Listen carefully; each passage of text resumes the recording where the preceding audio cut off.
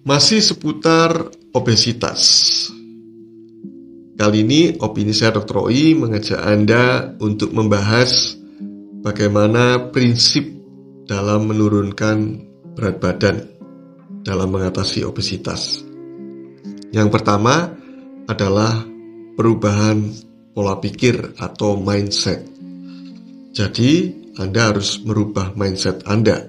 Anda bisa simak pada video-video saya bagaimana mengubah mindset melalui perubahan perspektif tentang obesitas. Tentu saja perspektif yang benar tentang obesitas. Penyebab-penyebabnya apa?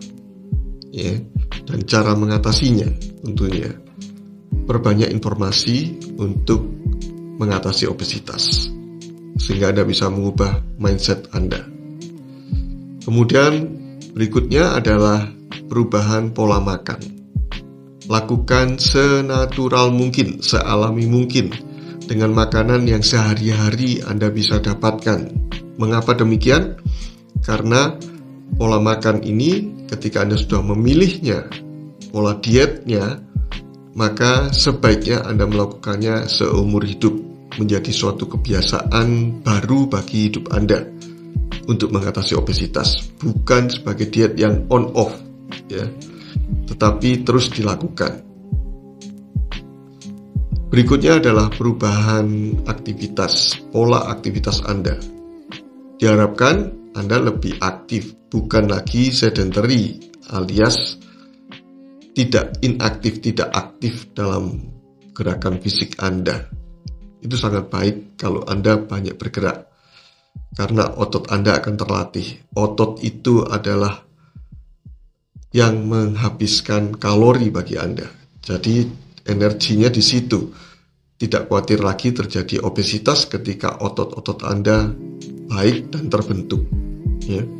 Itu perlu aktivitas, baik secara aktivitas sehari-hari maupun olahraga. 3 prinsip ini harus Anda lakukan. Kemudian sebaiknya Anda menghindari beberapa hal ini.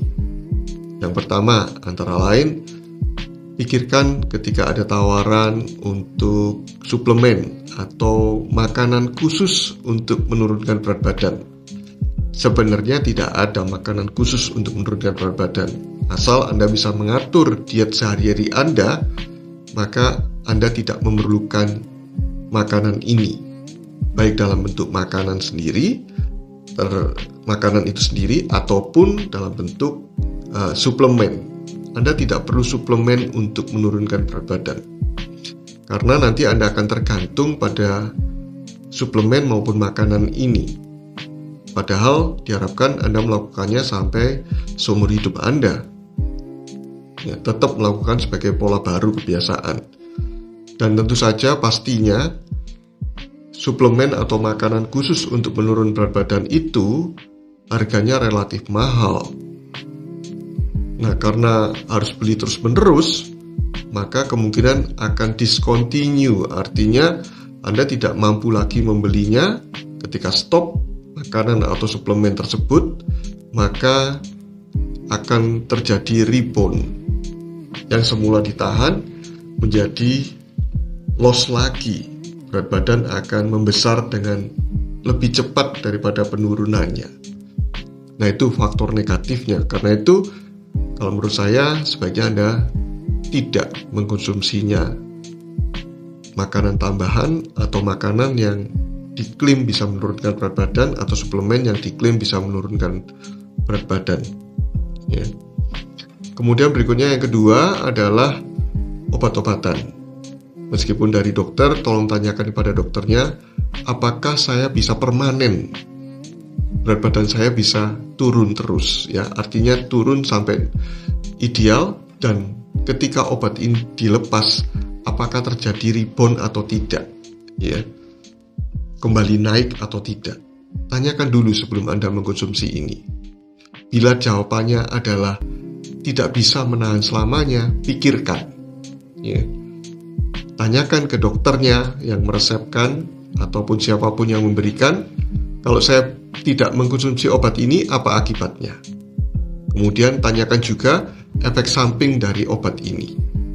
Apakah bisa menimbulkan penyakit-penyakit baru bagi saya? Tanyakan seperti itu. Tapi sebaiknya Anda tidak mengkonsumsinya, karena Anda harus menggunakan yang tadi, perubahan pola makan, pola pikir, dan juga pola aktivitasnya, ya. Karena itu sebagai dasarnya. Kemudian selain obat-obatan yang ditawarkan orang untuk menurunkan berat badan juga adalah aksesoris yang di dalam tubuh, misalnya yang nempel di tubuh, gelang, kalung, ya, ataupun apapun alat-alat yang bergetar, ya, dan yang macam-macam sekarang ini yang menurut saya yang aneh-aneh.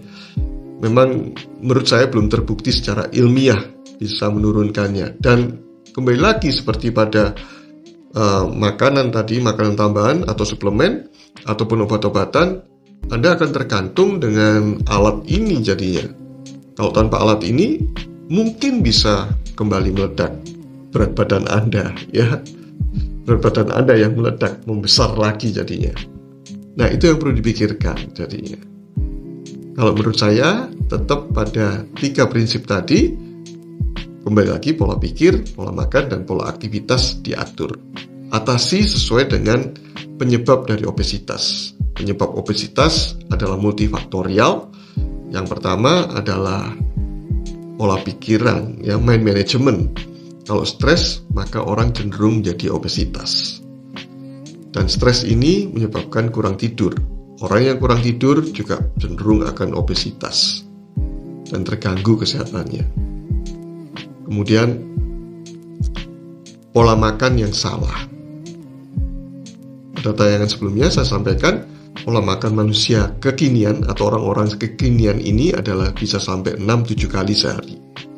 Karena itu yang harus diatur. Kemudian menunya sendiri terlalu banyak karbohidrat, sehingga ketika terlalu tinggi karbohidratnya, yang terjadi justru lemak di dalam tubuhnya menjadi meningkat, alias obesitas.